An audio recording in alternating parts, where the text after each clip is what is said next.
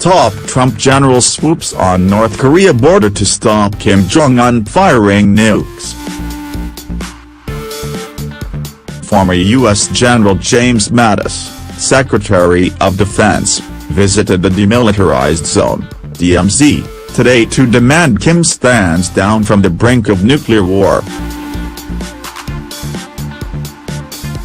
In a rare and provocative move, Mattis, a retired U.S. Marine Corps general, condemned the threats posed by Kim and his oppressive regime. North Korean provocations continue to threaten regional and world peace, and despite unanimous condemnation by the United Nations Security Council, they still proceed, Mattis said.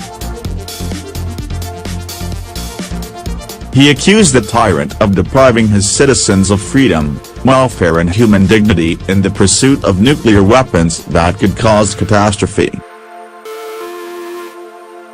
Standing beside his counterpart, South Korean Defense Minister Song Young-moo, he vowed to preside over the denuclearization of the Korean peninsula. "We stand shoulder to shoulder with you and the Korean people in confronting the threats posed by the Kim Jong-un regime," he said as Young-moo watched on.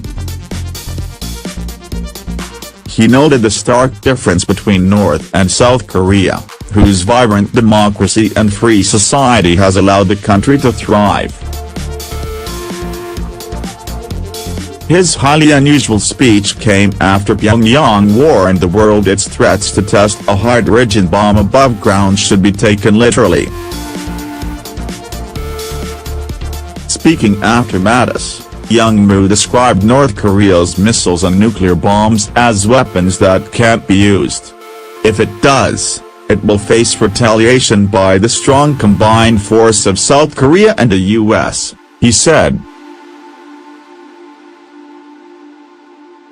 But striking a softer tone, Mattis said the Trump administration does not want conflict, saying, "Our goal is not war." Instead, Mattis said the aim is to carry out the verifiable and irreversible removal of nuclear weapons from the Korean peninsula. North Korea has repeatedly frustrated the Trump presidency by testing nuclear weapons and ballistic missiles in defiance of international condemnation. Trump is due to make a highly anticipated visit to South Korea next month in a symbolic show of support. The U.S. president was also scheduled to tour the DMZ, but is now expected to abandon those plans, a White House official said this week. Trump has previously threatened to totally destroy North Korea, whose sixth and largest nuclear test provoked fury across the globe.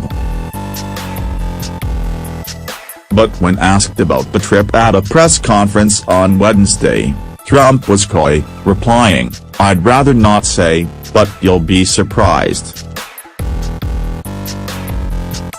Speaking to U.S. and South Korea troops today, Mattis said the U.S. is doing everything to find a diplomatic solution to the North Korea crisis. However, he said our diplomats have to be backed up by strong soldiers, sailors, airmen and Marines. Meanwhile, the U.S. has dispatched 3 nuclear-powered aircraft carriers to the region ahead of Trump's visit on November 7. Warships USS Nimitz, USS Theodore Roosevelt and USS Ronald will take part in rare war drills planned to coincide with Trump's visit next month.